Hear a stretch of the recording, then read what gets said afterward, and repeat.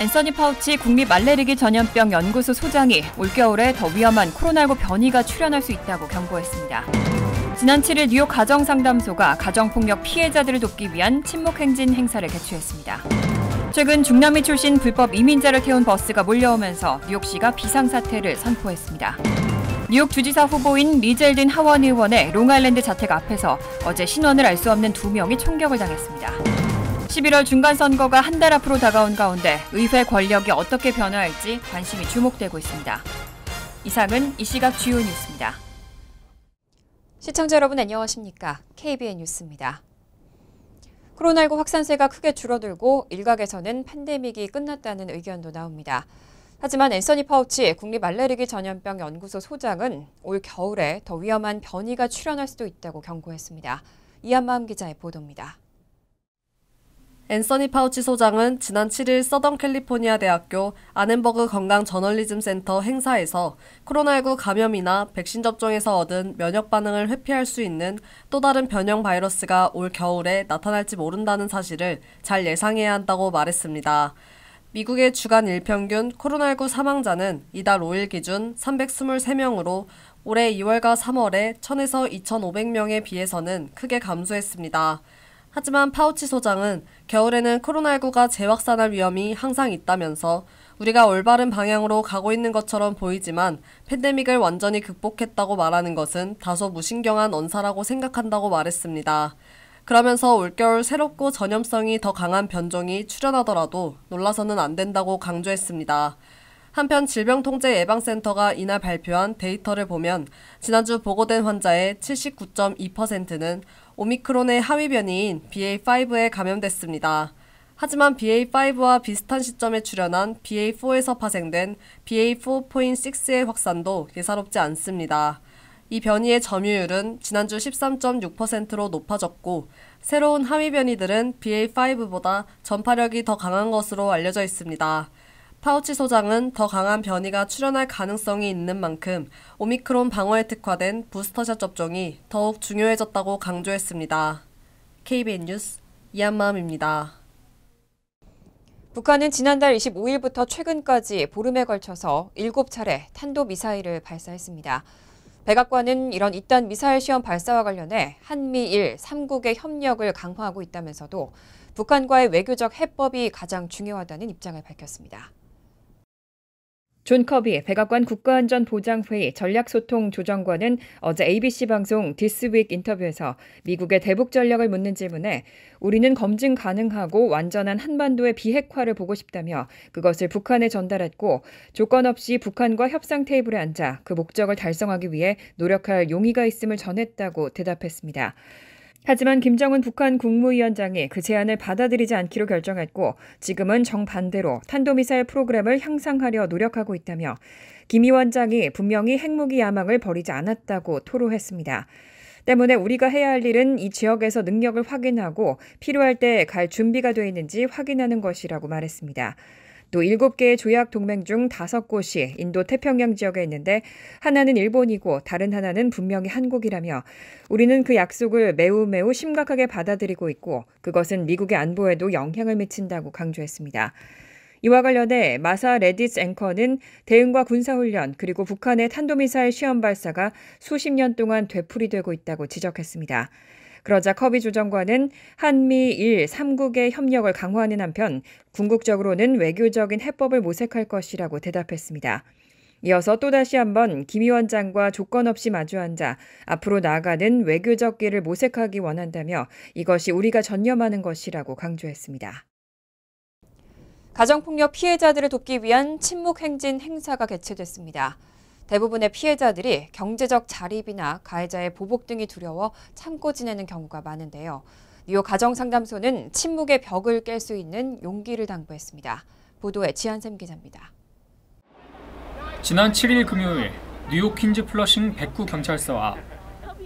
침묵을 깨고 폭력을 멈추자는 구호가 적힌 보라색 상의를 입은 사람들이 하나둘 모여듭니다.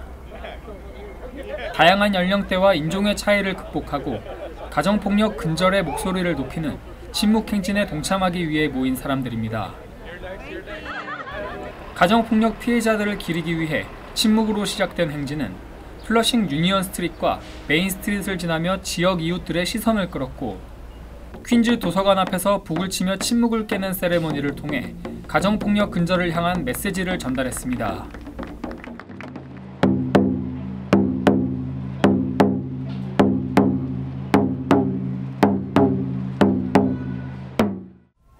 행사에 함께한 정치인들의 가정폭력 근절을 위한 연설이 이어지고 참석자들도 구호를 외치며 화답했습니다. Break the silence! End the violence! Break the silence! End the violence! Thank you! 우리 한라인 24시간 한라인만 해도 그 건수가 3배 가까이 늘었습니다. 그 말은 그만큼 피해자분들이 많이 늘었다는 거고 그 피해자분들께서 많은 도움을 필요로 하신다는 뜻인데요. 이 피해자분들뿐만 아니라 모든 커뮤니티가 같이 나서서 가정폭력 근절을 할 수 있도록 이 캠페인에 많이 참여를 하셨으면 좋겠습니다. 네. 올해로 25회째를 맞이한 뉴욕 가정상담소 주최 침묵행진은 뉴욕 가정상담소를 비롯해 인권센터, 뉴욕 한인 봉사센터 등 20여 개 인권단체와 존 리우 뉴욕주 상원의원, 린다 이 뉴욕시의원 등 정치인들, 그리고 300여 명에 이르는 시민들이 함께해 보랏빛 물결을 이뤘습니다. KBN 뉴스 지한샘입니다. 최근 중남미 출신 불법 이민자를 태운 버스가 몰려오면서 뉴욕시는 비상사태를 선포했습니다. 에릭 애덤스 시장은 더 이상은 버스를 수용할 수 없는 상태라고 밝혔습니다. 지난 7일 에릭 애덤스 뉴욕시장은 기자회견을 열고 남부공화당 주지사들이 불법 이민자들을 버스에 태워 북부로 보내는 상황과 관련해 뉴욕이 더는 버스를 수용할 수 없는 상황이라고 말했습니다. 뉴욕에는 지난 4월부터 약 17,000명의 이민자가 도착했습니다. 뉴욕시는 이들을 수용하기 위해서 42개의 임시수용소를 설치했고 이민자 자녀 5,000명을 학교에 등록했습니다. 하지만 남부에서 보내는 불법 이민자가 꾸준히 늘어나고 있기 때문에 조만간 임시수용소의 수용 한계를 넘어설 것으로 보입니다. 이와 관련해 뉴욕시는 맨하튼 동부 이스트리버의 랜들 섬에 이민자들을 수용하기 위한 텐트 시설을 설치하는 방안과 함께 크루즈선 객실을 임대하는 방안을 추진하고 있습니다. 애덤스 시장은 또 이민자 수용을 위해 10억 달러의 예산을 준비할 것이라면서 연방정부의 지원을 촉구했습니다. 한편 애덤스 시장은 공화당 소속인 그레그 에버 텍사스 주지사를 향해 불법 이민자를 버스에 태워 보내는 것을 중단할 것을 요구했습니다. 애덤스 시장은 뉴욕 시민들이 분노하고 있다며 누구도 이런 상황을 바라지 않고 있다고 강조했습니다. 9월 한 달간 뉴욕시에서 발생한 총격과 살인 사건은 지난해 같은 달에 비해 크게 줄었습니다. 하지만 총격과 살인 사건을 제외한 나머지 중범죄율은 여전히 높습니다. 지난 7일 뉴욕시경이 발표한 9월 범죄 통계에 따르면 지난달 뉴욕시에서 벌어진 총격 사건 건수는 118건으로 지난해 9월 136건에 비교해 13.2% 줄었습니다. 특히 평소 총격 사건이 자주 발생하는 브루클린과 퀸즈 남부 지역, 브롱스와 맨하튼 북부 지역에서 총격 발생 건수가 줄어들었습니다. 9월에 뉴욕시에서 발생한 살인 사건도 39건으로 지난해 9월 51건에 비해 23.5% 줄었습니다. 팬데믹 기간 뉴욕시에서는 부품별 밀매로 불법 조립된 유령총이 성행하면서 총격 사건이 크게 늘었고 특히 10대 청소년들이 유령총에 노출되는 경우가 늘어나면서 사회적 이슈가 됐습니다. NYPD는 이를 줄이기 위해 대응해왔고 올해 들어 지금까지 NYPD가 압수한 총기는 약 5,600개에 달합니다. 총격 사건 용의자 체포 건수도 3,601건에 달해 지난해 3,430건보다 크게 늘었습니다. 약 27년 만에 최다 수준입니다. 다만 뉴욕시 전체 범죄율은 여전했습니다. 9월 뉴욕시에서 발생한 총 범죄 건수는 11,057건으로 지난해 9월 9,596건에 비해 15.2% 늘었습니다. 직전달 범죄 증가율 26%보다는 둔화된 것이지만 여전히 높은 수준입니다. 7가지 주요 범죄 항목 중 성폭행은 145건으로 10.7% 늘었고 강도 1,508건으로 16.4%, 절도 1,409건으로 22.7% 급증했습니다. 차량 절도 역시 1,215건으로 지난해 같은 달보다 21.5% 증가했습니다. 뉴욕 주지사 후보인 리젤딘 하원 의원의 롱아일랜드 자택 앞에서 어제 신원을 알 수 없는 2명이 총격으로 사망했습니다. 젤딘 의원은 다행히 가족들은 무사하다고 밝혔습니다. AP통신에 따르면 리젤딘 의원은 성명을 발표하고 뉴욕주 셜리에 있는 자택의 포치 아래와 근처 나무 숲속에서 어제 모르는 사람들 2명이 총에 맞아 숨진 채 발견됐지만 신원은 알 수 없다고 밝혔습니다. 의원 사무실에 따르면 총격 당시 젤딘 의원 부부는 집에 없었지만 10대 쌍둥이 딸들이 집에 있었고 총소리가 2차례 들리자 비명을 지르며 놀랐다고 발표했습니다. 젤든 의원은 16세 딸들이 화장실 안에 문을 잠그고 숨어서 911에 신고 전화를 했고 가족들이 많이 놀랐지만 지금은 괜찮다고 전했습니다. 경찰은 의원 저택의 보안 카메라를 조사 중이며 총에 맞은 사람들은 근처 병원으로 후송됐습니다. 서포 카운티 경찰은 젤든 의원 집에서 사살된 사람들은 그 가족들과는 무관한 것으로 보인다고 발표했습니다. 총격범이 누구인지 누가 시신들을 처음 발견했는지는 밝히지 않았습니다. 젤든 의원은 딸들이 부엌 테이블에 앉아 있는데 총격 사건이 발생했고 총탄 중 한 발은 바로 곁에 9m 떨어진 지점에서 발견됐다고도 전했습니다. 한편 젤든 의원은 앞선 지난 7월 22일 유세 활동 중 데이빗 자쿠보니스란 용의자에게 양끝이 날카로운 키체인으로 머리와 목을 공격당하기도 했습니다. 다행히 젤든은 다치지 않고 무사했고 용의자는 체포됐습니다. 연방법원의 재판부는 용의자가 23일 예비신문을 거쳐 의회 멤버를 위험한 무기로 공격한 혐의로 재판을 받게 될 것이라고 밝혔습니다. 이런 경우 최고 10년형의 선고를 받을 수 있습니다. 11월 중간선거가 한 달 앞으로 다가왔습니다. 미 의회의 권력이 어떻게 변화할지는 대선 구도만이 아니라 세계 정치와 경제에 미치는 영향도 적지 않습니다. 그만큼 관심이 주목되고 있습니다. 이번 선거에서 가장 큰 관심사는 상하원을 어느 당이 가져가는지인데 민주당이 백악관과 상하원을 모두 장악한 이른바 블루웨이브가 이번 선거에서 깨질 가능성이 큰 것으로 예상되고 있습니다. 미 선거 분석 매체인 538은 다음 달 8일 중간선거에서 민주당이 상원 다수당을 차지할 확률을 67%로 예측했습니다. 민주당과 공화당이 50대 50으로 양분한 상원은 이번 선거에서 35석을 새로 선출하는데 35석 중 21곳은 공화당, 14곳은 민주당이 의석을 보유하고 있습니다. 대부분의 주에서 각 당이 수성하고 4곳에서 5곳 정도인 경합지에서의 선거 결과가 전체 상원 선거의 승부를 가를 것으로 보입니다. 이와 관련해 정치 전문 매체 폴리티코는 펜실베니아주와 위스콘신주, 조지아주, 네바다주를 박빙 지역으로 분류했습니다. 이 가운데 특히 펜실베니아와 네바다에서는 여론조사 결과가 계속해서 엇갈리고 있습니다. 한편 하원 선거에서는 공화당이 무난하게 승리할 거란 예측이 많습니다. 538은 공화당이 하원에서 승리할 가능성을 71%로 예상했습니다. 특히 이번 중간선거가 대선에 어떤 파장을 미칠지도 관전 포인트입니다. 현재 바이든 대통령과 도널드 트럼프 전 대통령은 선거 유세에 적극 참여하고 있습니다. 바이든 대통령은 낙태와 총기 소유 규제 등 진보적 사안을 앞세워서 극우 공화당 심판론을 제기하고 있고 트럼프 전 대통령은 바이든 행정부의 경제 실정을 공격하고 있습니다. 오늘은 콜럼버스 데이지만 이를 둘러싼 논란이 계속되고 있습니다. 원주민의 날로 명칭을 바꿔야 한다는 주장도 이어지고 있고 콜럼버스의 동상을 철거하는 움직임도 잇따르고 있습니다. 어제 월스트리트저널은 매년 10월 두 번째 월요일인 콜럼버스 데이를 향한 엇갈린 여론 때문에 지방자치단체들이 고민하고 있다고 보도했습니다. 미국이 콜럼버스 데이를 연방정부의 법정 공휴일로 기념하기 시작한 것은 지난 1971년부터입니다. 선조인 콜럼버스를 영웅시하는 이탈리아계 미국인들의 적극적인 로비가 의회를 움직이는 데 큰 역할을 한 것으로 알려졌습니다. 그런데 문제는 원주민들의 입장에서 콜럼버스는 유럽의 착취를 상징하는 인물이기 때문입니다. 원주민 사회를 중심으로는 원주민들에게 콜럼버스의 도착은 비극의 시작이었다는 비판적인 목소리가 이어져 왔고 2020년 흑인 조지 플로이드의 사망 사건 이후 상황은 더 심각해졌습니다.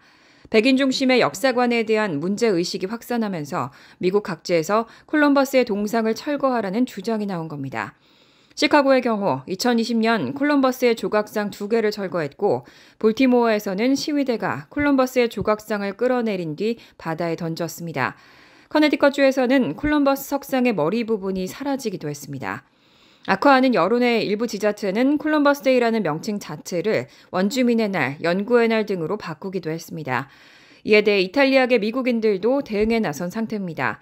이탈리아계 미국인 단체들은 뉴저지와 펜실베니아 등 각 지역에서 콜럼버스 조각상을 철거한 것과 콜럼버스데이 명칭 변경에 반대하는 소송을 낸 상태입니다.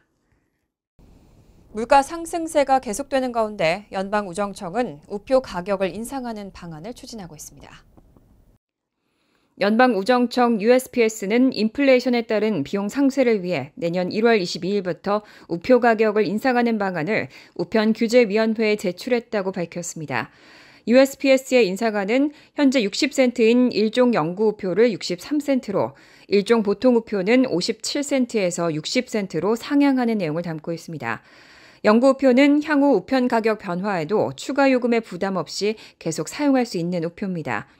USPS는 또 미국 내 엽서는 48센트로 4센트, 국제 엽서와 국제 우편은 1달러 45센트로 5센트씩 각각 인상할 예정입니다.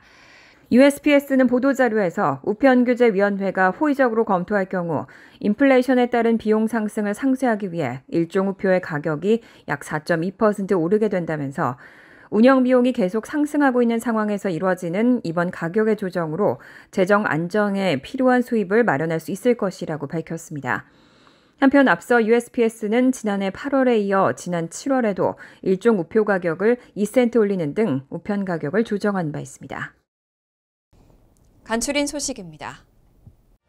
남미, 칠레, 우루과이, 아르헨티나 순방길에 미국 텍사스주 휴스턴을 경유한 한덕수 국무총리는 어제 휴스턴 힐튼 아메리카 호텔에서 열린 동포 지상사 대표 초청 만찬에서 복수국적 허용 연령을 낮추는 것을 검토하고 있다고 밝히고 좋은 결과가 나오리라고 생각한다고 말했습니다.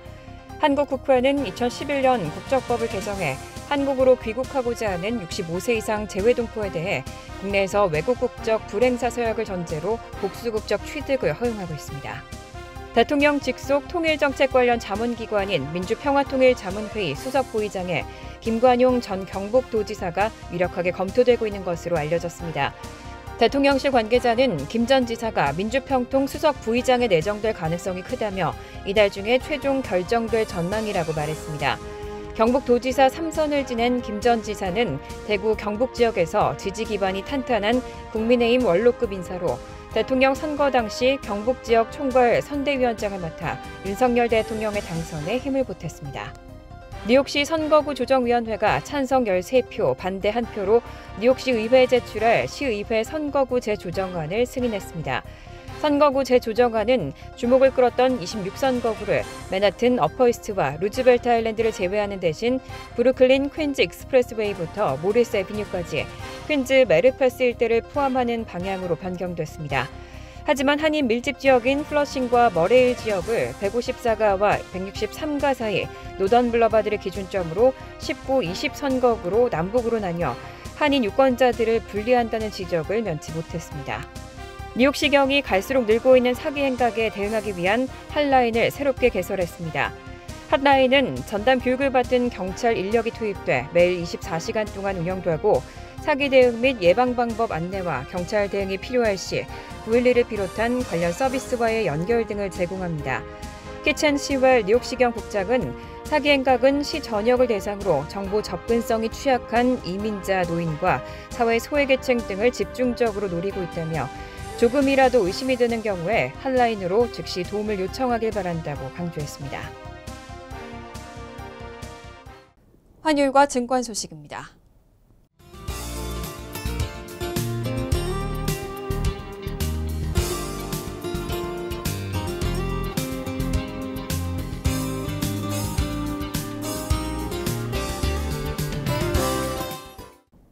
이어서 날씨입니다. 화요일은 화창하겠습니다. 낮 최고 기온은 68도, 섭씨 20도, 밤 최저 기온은 54도, 섭씨 12도로 예상됩니다. 수요일도 대체로 화창하지만 밤 늦게는 소나기 내릴 가능성이 있습니다. 목요일은 흐린 가운데 종종 천둥 번개와 함께 비가 내리는 곳이 있겠습니다. 이상으로 KBN 뉴스를 마칩니다. KBN과 함께 즐거운 저녁 되시기 바랍니다.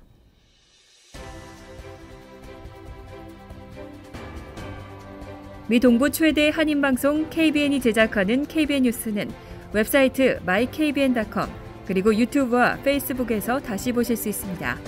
좋아요, 구독, 알림 설정은 뉴스 제작에 큰 도움이 됩니다.